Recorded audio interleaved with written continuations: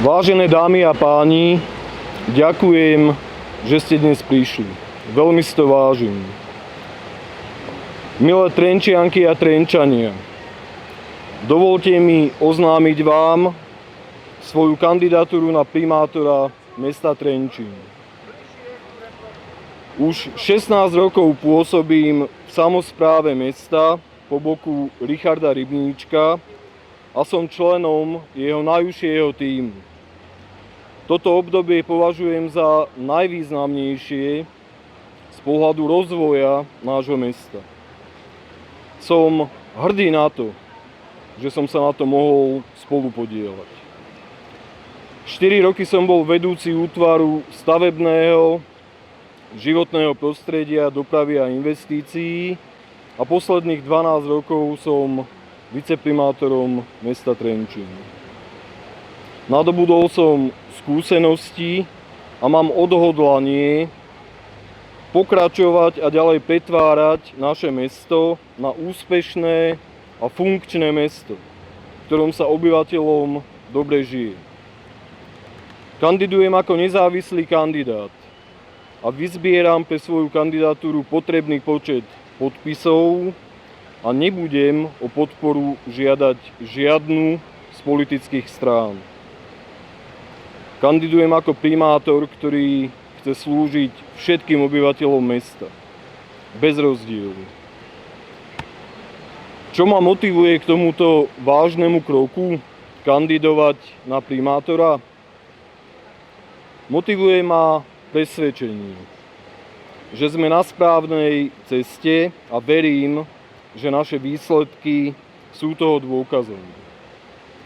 Od zasypania jamy pred posádkovým klubom, pred ODA, cez revitalizácie námestí, ulic, vnútroblokov, parkov, modernizácie športovej infraštruktúry, napríklad zimného štadiónu Pavla Demitru, až po zisk prestížneho titulu EHMK 2026.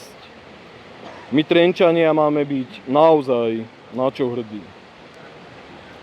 Motivuje ma aj fakt, že naša cesta prešla niekoľkými skúškami správnosti. Richard Rybníček 4-krát zvíťazil v komunálnych voľbách. 3-krát po sebe obhájil svoj mandát naozaj bezprecedentným spôsobom. To je pre mňa dôkaz, že naša ponuka sa stretla s vašim dopytom a že ste s našou prácou spokojní. Chcem vám za to poďakovať a vzdať vám úctu, pretože vy ste strojcami úspechu nášho mesta. Dôvod je jednoduchý. Vy svoje mesto poznáte, máte ho radi a ste naň hrdí. Vy viete, čo naše mesto potrebuje. Z pohľadu investícií máme za sebou naozaj plodné obdobie.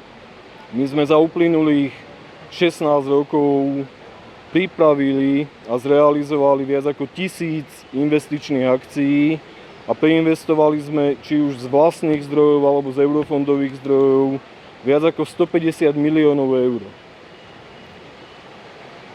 Čo Trenčín v nasledujúcich rokoch najviac potrebuje?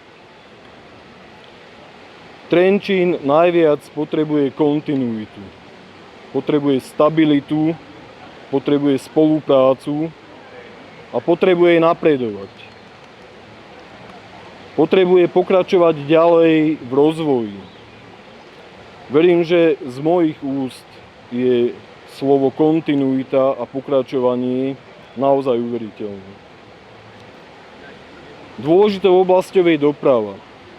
Postupujeme v stratégii na základe plánu udržateľnej mobility, odborného strategického dokumentu, ktorý určuje postupnosť jednotlivých krokov a opatrení v doprave.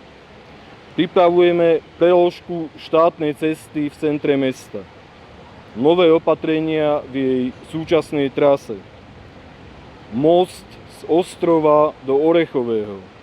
Spolupracujeme so Slovenskou správou ciest na modernizácii starého cestného mostu, na ktorý sa napojí už spomenutá preložka. A pripravujeme pre železnice Slovenskej republiky preloženie Chynoránskej železničnej trate. To umožní realizáciu modernizácie starého cestného mostu. Pripravujeme napojenie Záblatia a Zlatoviec na diaľničný privádzač, či predĺženie nového cestného mostu a jeho napojenie na sídlisko Juh. A množstvo ďalších dopravných projektov. Tieto projekty vám budeme postupne predstavovať, tak aby bolo každému zrejmé, aké problémy riešia a čo nášmu mestu do budúcnosti prinesú.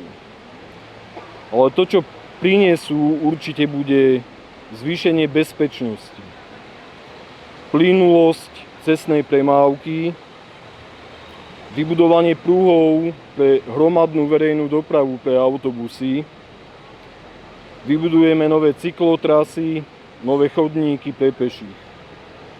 A znížime emisie z dopravy, zlepšíme životné prostredie.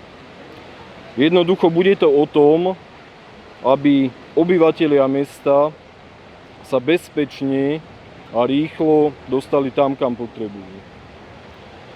Životné prostredie je druhou dôležitou oblasťou, ktorú chceme intenzívne riešiť. Máme ambíciu zlepšiť starostlivosť o zeleň. Kľúčovým opatrením bude zadržanie dažďovej vody v mestskom prostredí. V spolupráci s občianskymi združeniami chceme spustiť projekt budovania komunitných záhrad. Dôležitou oblasťou je bývanie pre mladé rodiny a podpora rodín vo všeobecnosti. Za mestským hospodárstvom pod sídliskom Juh mesto vlastní 16 000 m2 pozemkov určených na výstavbu a na týchto pozemkoch chceme vybudovať viac ako 150 štartovacích bytov pre mladé rodiny. Potrebujeme nový domov sociálnych služieb pre našich seniorov a budeme podporovať ich dôstojný život. Máme im čo vrácať. Budeme naďalej znižovať modernizačný dlh, ale s novým prístupom. Chceme dostať investície bližšie k ľuďom. Chceme opravovať a rekonštruovať cesty a chodníky, ktoré užívate každodenne, najčastejšie. Naplníme ciele a princípy Európskeho hlavného mesta kultúry. Chceme budovať novú kultúru vzťahov, zlepšovať medziľudské vzťahy, podporovať komunity a vzájomne ich prepájať. A to všetko s použitím ušľachtilých nástrojov, akými sú kultúra a umenie. Chceme posilniť identitu nášho mesta. V kultúre chceme dosiahnuť nové porozumenie a vzťah s lokálnymi subjektami. Budeme podporovať turistický ruch a kreatívny priemysel s pridanou hodnotou. Zoptimalizujeme a zrýchlíme komunikáciu mesta so svojimi občanmi a ešte zintenzívnime participáciu. A budeme naďalej zodpovedne hospodáriť. Sme najlepšie hospodáriace krajské mesto v našej krajine. Máme množstvo ďalších programových tém a bodov, ktoré vám budeme postupne predstavovať. Nie je to program na 2 týždne, ale dlhodobá, cieľavedomá a svedomitá systematická práca smerujúca k rozvoju nášho mesta. Čo je dôležité pre realizáciu programu akéhokoľvek primátora?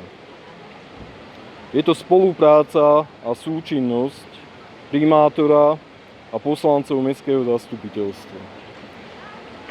Úspešné a efektívne riadenie mesta si vyžaduje kvalitnú spoluprácu s poslancami.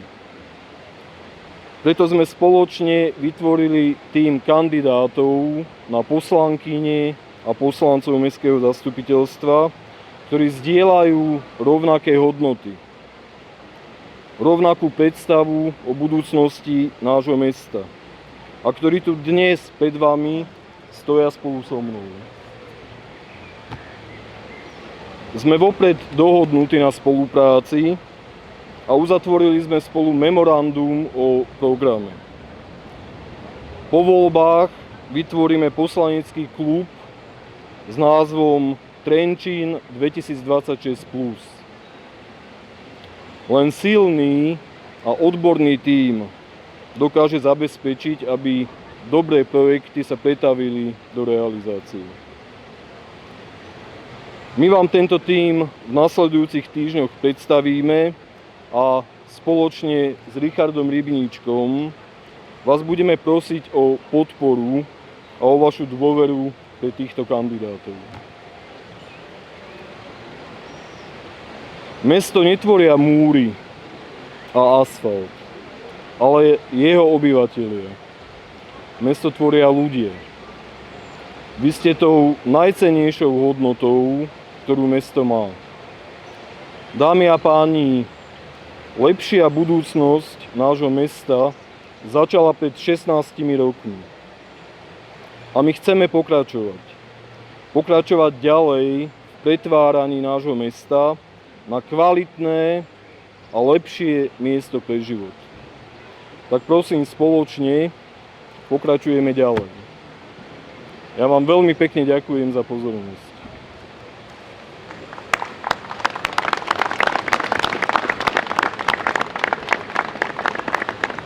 A teraz dávam priestor na prípadné otázky médií, nech sa páči. Takže 3 body, ktoré považujem za kľúčové. Chceme pokračovať v príprave kľúčových infraštruktúrnych dopravných projektov. To je budúcnosť a na tom potrebujeme ďalej veľmi intenzívne robiť. Druhá kľúčová vec je naozaj naplnenie cieľov Európskeho hlavného mesta kultúry. Európske hlavné mesto kultúry je naozaj o medziľudských vzťahoch. Na tom nám veľmi, veľmi záleží. Tretia dôležitá vec je životné prostredie, starostlivosť o mesto ako celok. Toto chceme naozaj vylepšiť a toto chceme naozaj doručiť našim občanom. Máme v rámci programu vymyslených veľa naozaj dobrých vecí, ktoré aj zintenzívnia tú starostlivosť, ale ktoré aj pomôžu s financovaním. Máme pripravenú napríklad transformáciu mestského hospodárstva a správy lesov na iný typ spoločnosti, čo nám prinesie prostriedky na to, aby sme tie služby vedeli naozaj skvalitniť. Ďakujem pekne. Dnes tu so mnou nestoja všetci kandidáti na poslancov, pretože nie je možné zmanéžovať to tak, aby prišli všetci, ale dnes ako tu stojíme je nás 18 a je možné, že ten počet ešte narastie. Dobre, ďakujem veľmi pekne za pozornosť, moc si to vážim a dovidenia. Ďakujem.